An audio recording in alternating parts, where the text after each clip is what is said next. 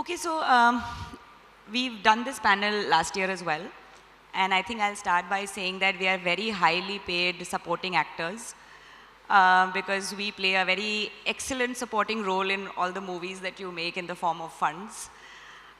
We are on your speed dial, we are the fall guys, so we are the legal and tax advisors right here. The session is on policy and advocacy. Now, I think there is no better forum that I have seen in any other industry, and this is thanks to IVCA, that we may tend to agree or disagree, but we have a very, very healthy communication that happens amongst all of us, and even the ones who are not present here today. So thank you, IVCA, for creating this platform. So in terms of moving on with the questions, I think we've kept it more topical with some of the developments on the tax as well as on the legal side that have happened that do impact all of you sitting here. We may necessarily not be giving solutions to everything, but yes, we'll try and give as much of our insights as possible. So I'll start off with Tejas. Would you like to introduce yourself and then we can start off with the questions? Sure, Pallavi, thanks, and pleasure to be here. I'm Tejas Desai, partner in the financial services tax practice at EY. I've been a lifer at EY. I've spent more than 22, 23 years, and I focus on asset management, working with funds, through their life cycle and helping them, with a number of things on tax and regulatory. So I think question for you. Obviously, once the budget came out, there were a lot of discussions, markets took their own turns, etc., etc. What would you say were the hits and misses of this year's budget? And I think the one major question that everybody has been discussing is there any benefit or some kind of an advantage to carry structuring? All right. So look, any budget, is not without its share of hits and misses. That's how we as tax professionals, like to look at it. And I think this budget is no exception to that. But I think one of the features of this budget was that there wasn't too much of change in terms of the tax policy direction, right? Because that is something which the government had, in any case, done a lot of changes last year when they rationalized the capital gains tax regime. So this budget was more about small corrections, stuff which does not significantly change the tax policy, but nevertheless, changes which, will impact, day-to-day operations. So let's take a look at, what were the hits and misses, right? And I think one of the things that comes to my mind is really the deeming characterization of securities held by an AIF to be capital asset. So obviously, when FPIs trade in Indian markets, securities held by them are deemed to be capital assets, but that absolute clarity was missing when an AIF held securities. And to that extent, when you were entering into transactions and, writing your SPAs, you would need to give a warranty to the purchaser that I am holding, the shares as capital asset. So here the intent of the government is that, let us clarify that an AIF category 1 and category 2, mind you, this does not apply to category 3 AIFs, but at least for category 1 and 2, it has been clarified that the securities held by them, will be deemed to be a capital asset. So I think it's an important amendment, gives, a lot of clarity. There may be some nuances around, what is the meaning of securities and, whether unlisted shares are securities or not. I think, keeping that debate aside, but I think it's an important clarification, that has come through. So I think that is clearly one. In terms of the other hits, what the government has done is to extend a lot of the tax holiday periods from March 31, 2025 to March 31, 2030. So it gives you a good runway to plan, any form of tax holiday that you are planning to avail. So case in point is infrastructure investments by sovereign wealth funds, which enjoy a tax exemption, and that had a sunset clause of 31st March 2025. They now extended it to 31st March 2030.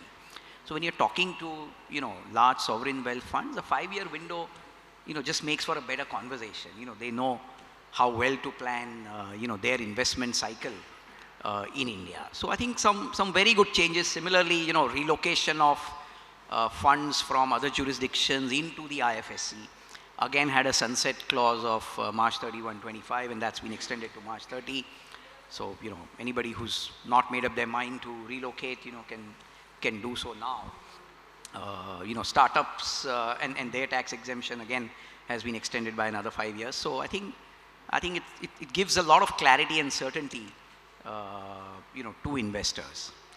So I think those three clearly are the hits, I would say, in terms of misses, and there are always misses. But one of the things, that has been pending and the industry is seeking is clarity on Cat 3 AIFs and their taxation. I think that is not happening. That is not happening. So once again, there were expectations that, a subcategory of Category 3, which is long-only funds, would get some form of clarity in terms of characterization of income. But again, the government has, not progressed further on that one. I think the other big disappointment was around the provisions of Section 9A of the Income Tax Act, which allows fund managers sitting in India to manage foreign funds. And, one of the tricky conditions was tracing resident Indian ownership in the fund. And what the government did was, I would call it a half measure, saying as long as you track that on April 1 and October 1 of a financial year, you are fine. But I think what the government failed to realize is that something which cannot be tracked per se, saying that you can do it twice a year instead of throughout the year, I think serves no purpose. I think that amendment clearly falls short of, what the industry was seeking. So that, continues, to be a significant pain point. I have made some notes. Let me just check that. But okay, so coming to the sovereign wealth funds exemption, sovereign wealth funds can either invest directly into Indian portfolio companies, or they can invest into Category 1 and 2 AIFs, which then further invest into Indian infrastructure. But what is missing there is their ability to claim the exemption if they invest into funds set up in the IFSC. So I think that is something which was expected, but that has not come through. So that, could have been better.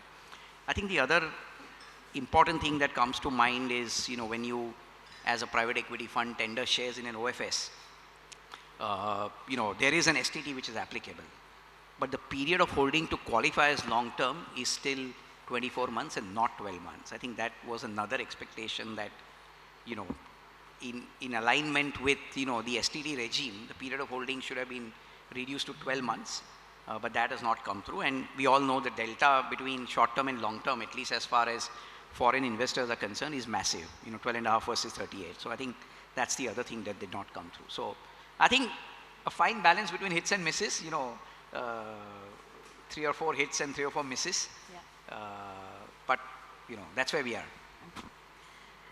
I think given that you touched upon the GIFT City related changes, so we have any questions on GIFT City will be directed to only one panelist here, which is Tushar. I think he definitely doesn't need much of an introduction, unless you want to introduce yourself. And I think the question obviously is, GIFT City is clearly, booming. There are relocations happening. We are seeing that sort of play out in a very big manner. It's not just domestic players, but now we see offshore fund managers also moving base from Singapore, for example, to GIFT. We are seeing a fair amount of uptake on the LP side. We have seen ADIA set up a big fund there.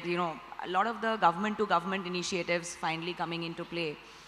So I think the question is, from a structuring perspective, what are the real key attractions that GIFT IFSC offers?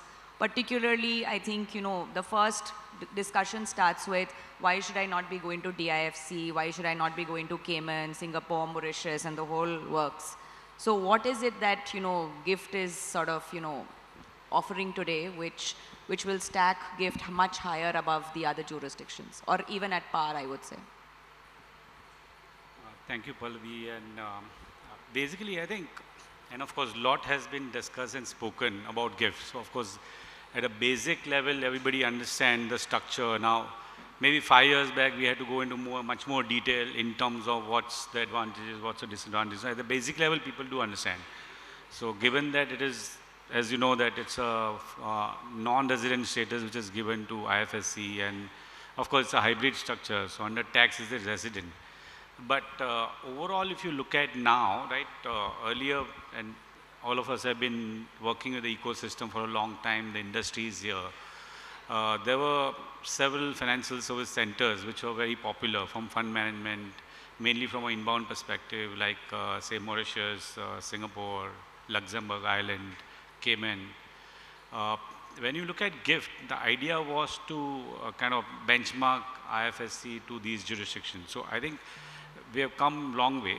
Now, as we heard in the morning, Chairman also mentioned that about 138 fund managers are now already there in IFSC, and about roughly almost 200 funds are being set up with significant amount of capital being raised. I think the main attraction, and some of it I think is very obvious, right? So I don't want to get into it in terms of if it is other than public market funds, you have pass-through status like in domestic funds. For public market fund, it's as good as setting up in any other offshore jurisdiction with all sorts of tax benefit. You have capital gain exemptions other than shares, which is available on public market funds, and dividends and interest are taxed at 10%. So it's like the best of the regime that you get for public market funds, which is available. So now the retail funds are also allowed to kind of course, there are certain issues vis-a-vis retail fund, but they are allowed to set up. So even now, the retail funds are also looking at exploring GIFT for the fund of fund structures and the direct investments. Two, I think PE and VC industry, I think one of the other aspect people don't kind of consider is this whole tax credit availability.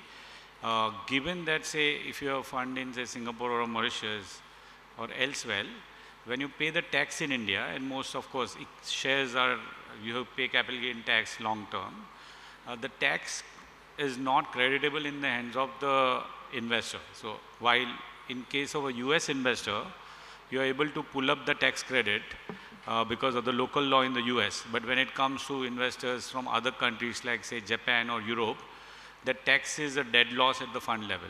So the investors get the net of tax return.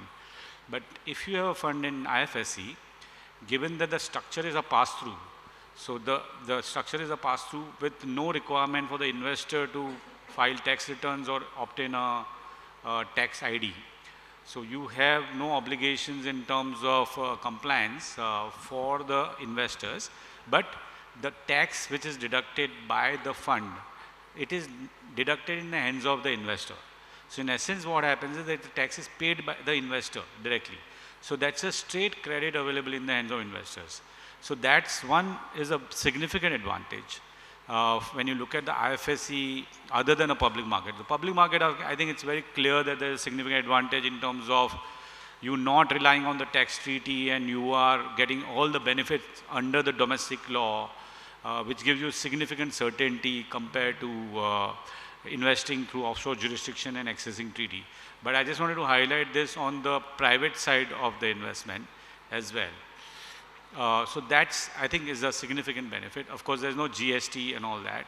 And when it comes to fund managers who are currently, say, have structures in India, whether it's category 2 or category 1, the carry taxation, of course, they did touch upon in terms of the amendment would happen in the domestic law.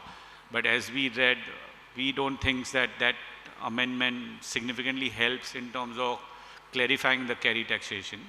But if you are in IFSC, given that IFSC manager have a 10-year tax holiday, so while your pass-through income, carry income, which comes to a manager which is set up in IFSC, it is taxed as capital gain, but there is no recharacterization risk, because of the fact that if it is recharacterized as business income, you have 10-year tax holiday. So it doesn't make sense for the government to kind of recharacterize that income. So you do get certainty in terms of characterization when you are in IFSC fund. And on top of it, there is no GST in IFSC. So you don't have even a GST risk. So to that extent, it's a win-win situation even for a private funds to be based out of GIFT City. On top of it, of course, we heard in the morning also, the cost of operations, right? It's a significant cost, right? Whether you're setting up a fund in Mauritius, Singapore, elsewhere, the cost that you incur, because you are dealing with all sorts of global administrators, you're looking at fund advisors who are global, you're dealing with lawyers who are global. So your cost of operations and setup itself is significantly higher. In IFSC, I would say your cost would be, just guessing a number, would be at least 50%, I would say, compared to any global fund, even looking at jurisdiction like Mauritius, which is a low-cost jurisdiction. So all in all, I think a lot has been said, so I don't want to go into detail of it, but these are some of the nuances which actually make sense.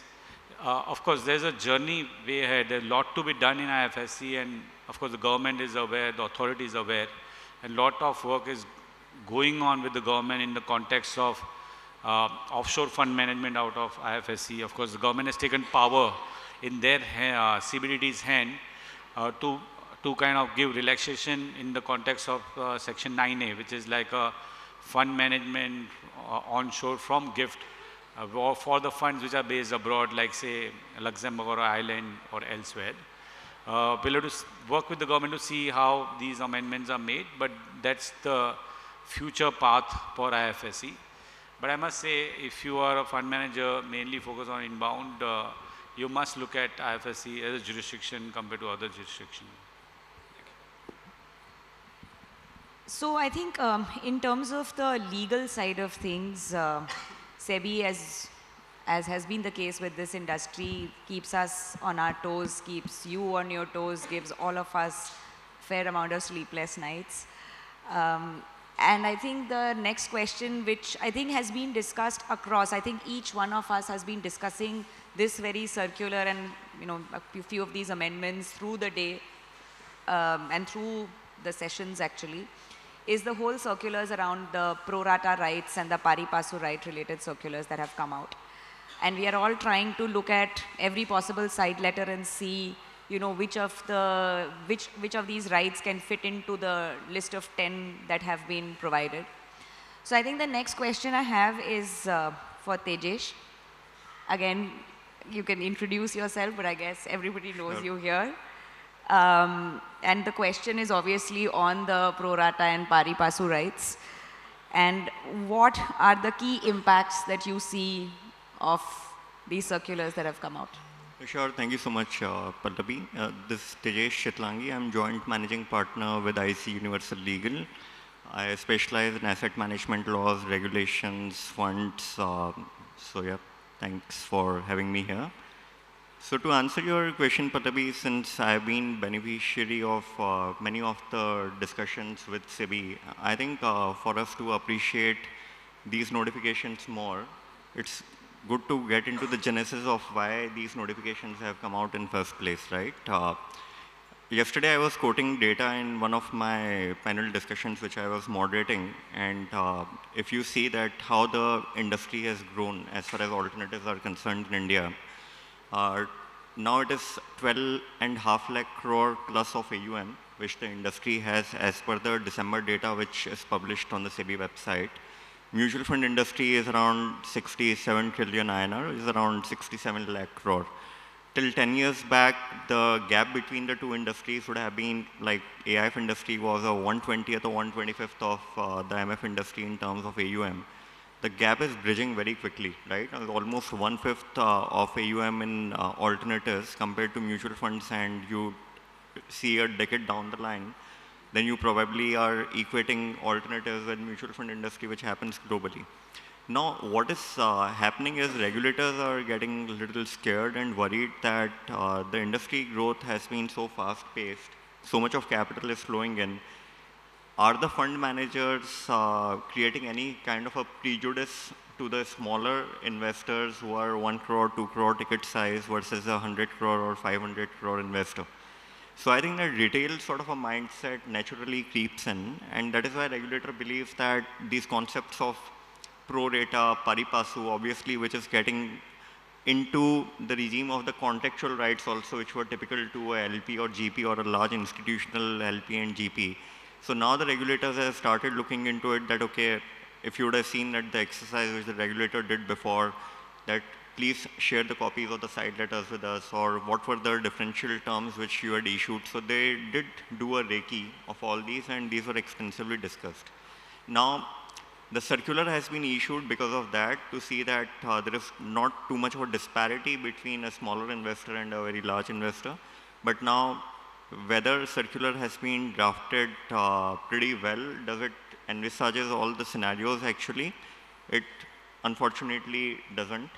So when you talk about the pro rata rights, I think very simple things is that there are a lot of funds and there is no grandfathering there, right? And the circular is applicable with immediate applicability. So if you see any funds who have already done drawdowns on a non-pro rata basis, right? But the circular says that any kind of future drawdown or any kind of distribution has to be pro rata to the capital commitments, which can't happen because if you have already disproportionately drawn down an existing fund, your future drawdowns cannot be pro rata to capital commitments, because that would mean that you are like leaving some money on the table. You are not fully drawing down everything from everybody. And similarly, if you have already drawn down money and if you have to make a distribution, then obviously again the distribution can't be pro rata to the capital commitment. So the regulator obviously needs to come out with some amendments, so to say that the new drawdowns will happen in the ratio of outstanding capital commitment, until the time a fund which has already done a disproportionate drawdown is not fully drawn down, and if a distribution is to be made, it will continue to be in the ratio of the invested funds. It can't be like in the ratio of capital commitment. Similarly, category 3, the circular can't be applicable, right? Particularly in case of open-ended funds who issue units on a NAV based.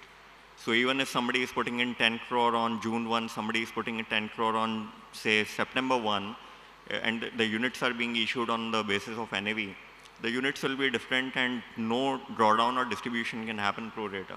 So category 3 applicability of any pro rata sort of a regulatory obligation should not be applicable. So these are the things which regulator will have to like clarify. When it comes to pari passu, which creates a bigger issue, so to say, but here SFA has already notified a list of 10 rights, right, that where differential rights can be given. Now, whether more needs to be done, I think obviously there is a scope, because if you look at the governance norms or what SFA has prescribed or what SEBI has prescribed, there is always a room which they have come out with, right? They are saying that these are the initial list of differential rights which can be extended to one LP, as long as obviously the base theme being that these are not prejudicial.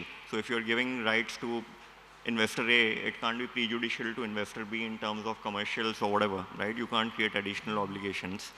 But there is obviously a room to add more there, right? Because when you're negotiating deals today, you see that a compensatory contribution waiver, for example, or a contributor give back clause which can have a different time horizon or a different cap on amount which can be called back, or creating escrows for, say, carry that way, or whether to declare somebody as a defaulter or not. A lot of these things are not featuring in right now. Yeah, and a lot of these asks are coming from LPs in an increasingly difficult sort of fundraise market, where, you know, these kind of things are becoming fairly common asks. Yeah. So it's a balancing act also, I guess, at some level. Yeah, so what will happen is that otherwise the LPs, and anyway it creates more friction, right? Because anyway the LP and GP contracts are not like very peacefully negotiated. So it creates more friction that today LPs will say that, okay, if you can't give me this particular thing, then you make it a fund term, right? Then you extend it to everybody. Now it will be very difficult for a GP to say that, okay, if a listed company has come in with a 1 year of a look back period and with only a 2% cap, or a DFI has come who is saying, once you give me money, I am not going to give you back because that's my policy. So I think these things can't be make a fund term, and you can't equate a 200 crore investor with a 1 crore investor. So I think a few of these things maybe will have to be shared with the SFA and SEBI more, and will have to be reflected actually. But I think there is a room for incorporating more. So I think that should happen. We should see that. I think from all our perspectives, the capital commitment changing to unfunded commitment will be the first step to ensure that there is level playing field. You have already created exemptions for default and excuse, and then also ensures that there's no dry powder left. So we are hoping that there will be meaningful changes that will happen.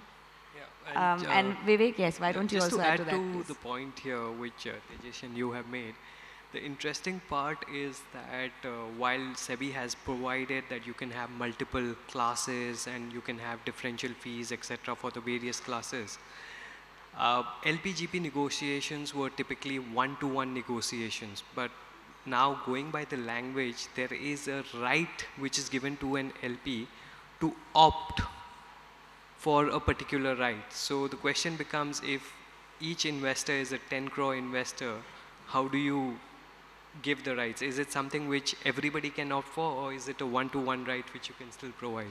So this is going to be an interesting sort of conversation which we'll be having. So I think one of the other things that this circular addresses, Vivek, is the whole senior-junior construct. Now, from the looks of it, there is a larger list available now. But you see that that will have any uptake. I think one question, and I think to go back to the pari passu bit as well, I think another question which is coming up is the fact that when you're looking at pro rata and the sharing of carry, that is restricted to only manager and sponsor. It doesn't touch upon an EBT, doesn't touch upon a distributor or even an anchor investor. But again, these have become very standard industry asks. So maybe, all emanating from the same circular is, how you think this will impact. And the second is, do you see any merit in the senior junior sort of, leeway that, if we can call that. I think what we call our industry is the alternate industry, right? It's not meant for a retail investor. And the senior junior structure was a COVID baby, if I may call it that, because I mean, it's the classic Indian jugaad where people needed to get out stressed assets, and this was one way of getting it out, right? 3 years down the line, this was all perfectly fine, and then we sort of had RBI clamping down on it. Okay, maybe there was an abuse, we clamped down on it. Going forward, I think it's a good step. RBI has relooked at what is permitted, what is not permitted. But I think there is a lot of fallback which we've had. I mean, okay, let's start with the senior junior structure. Yes, we can do senior junior structure now, but it's very limited. The question comes, can we do it in GIFT? Still a question mark there. So from an Indian perspective, AIF perspective, to be competitive with the global environment also, to what extent can we permit these structures? Now, the fallback of this senior junior structure was on regulated entities. Now, these regulated entities are so restricted that they can only invest in equity capital. And for anything else, we still face the question as to can we do a instrument which is quasi-equity or equity-linked today? If that is the case, I mean, most of you VCP firms are not only doing equity, you're doing something, you're doing other instruments also. So I think it's got a bigger repercussion than just a senior junior being permitted. And I think a bit more, the regulator has to look at it with a bit more industry focus and industry perspective, and have a policy decision taken to basically facilitate the growth of the industry. I think we can't restrict a senior junior. It is very classic private equity and alternate structure which is very predominant. Going back to that, the circular also now sort of clamps down on who can receive carry. This is a big sort of dampener for the industry. I mean, carry was always understood that you share it with team, you share it with the employees, and it's surprising that the AIF regulations still permit an employee can subscribe to units at like nil value. So what do you do? I mean, now with the pari passu circular, nil value and all of this, what happens to carry is a big question. I'll leave the last 5 minutes for questions. I'm sure there are plenty of questions which will be coming your way. So I think quick rapid fire maybe, Tushar, one tax change on your wish list. One And you can't say a paragraph, we need one wish list item. one tax change with Cat 3, I would say. So Cat 3 taxation, I think the industry has been fighting for, I don't know, from the time the AIF regulations were introduced. So, and what industry is asking is nothing but clarity in taxation. We're not asking for any exemptions, any, lower tax, nothing, right? So, I think it's been a long time, and we thought that in the new tax bill, this would get addressed, but I think whatever draft is out in the market, Yeah, I was just people are going to not bring sure that. whether there's still a final draft or not, but whatever draft is in the market, that doesn't address that as well. I thought there'll be some clarity which will emerge, unfortunately not, yeah. Okay. Tejas, I think there is obviously great things happening in GIFT. One thing that you will want to change, or one thing again that you feel is really required and still not happening.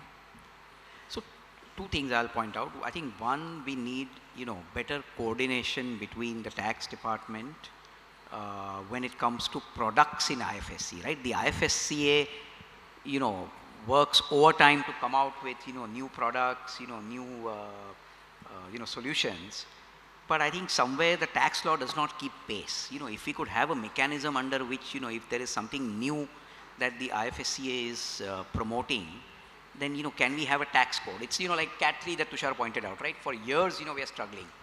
Can we make it different when it comes to the GIFT City? I think that is one wish list that I would have. I know it's a difficult ask, but I think it's something that we should keep on our radar. And the second thing is, something like an outbound product, right? Where again, specific code for taxation is missing. Now, if GIFT is meant to be a, hub for both inbound and outbound investments, we do need some of these specific provisions so that the industry is clear. When you are launching a product, you want absolute tax clarity, and I think some of this, has to come through. Vivek, I think this is the most fun question I have for the day, which is 3 most difficult LP asks that you have come across. I think LP asks is just going to be easy now with the all pari passu pro rata rights. Oh, come on. So, no, skipping that, I think practically from an industry perspective, the most difficult LP ask or GP ask, wherever I've been on both sides, is not being declared a defaulting contributor or an investor. That's been the toughest. And I think from a standard perspective, governance and transparency is something which most of the GPs, be it domestic institutions, family offices, they've sort of basically increased their bar and threshold for governance standards. So be it your give back rights, your key person, your similar rights like escrow and all of that. They wanted the best in class to that extent. I think there's no compromise on that. And one other interesting thing is specifically with Indian family offices and also Indian domestic institutions, what we've seen, and globally it was always the trend, this was with regards to alignment of interest between the team and the founders. So sharing of carry and to that extent, even your succession planning within an organization, how you're going to carry on the fund, is something which at least I've seen is one of the top asks or a difficult conversation which each LP is having with their GP. They want to know like 10 years down the line, what is the game plan for you? And they want the employees who are there to be rewarded. So we have, my last question for this session is for Tejesh, which is, so many changes happening, compliance burdens increasing. What will be your advice to first-time fund managers? Thanks. So try to keep the structure simple. Don't overtly complicate it. Second, obviously, you need to incentivize You've been maintaining a very diplomatic line through the session. I'm loving it, yeah. No. No, I think you can't address all the issues, right? Because the tax laws will keep changing over the decade. You are doing 8+2 or 9+2 or whatever fund. You are trying to resolve for everything on day one. It's not going to happen. The laws will change, the goalpost will change. So you can't address everything. So keep it simple. Obviously, incentivize your team well. I think if they have skin in the game, the carry distribution is proper. I think that will be good from a longevity standpoint. And third, try to get institutional backing, and don't partake too much of your money with the distributors. In that way, leave something for you on the table. Well, that's a wrap. I'm Pallavi Ghoshal. I'm a partner with Trilegal, and thank you so much for attending this session. Thank you.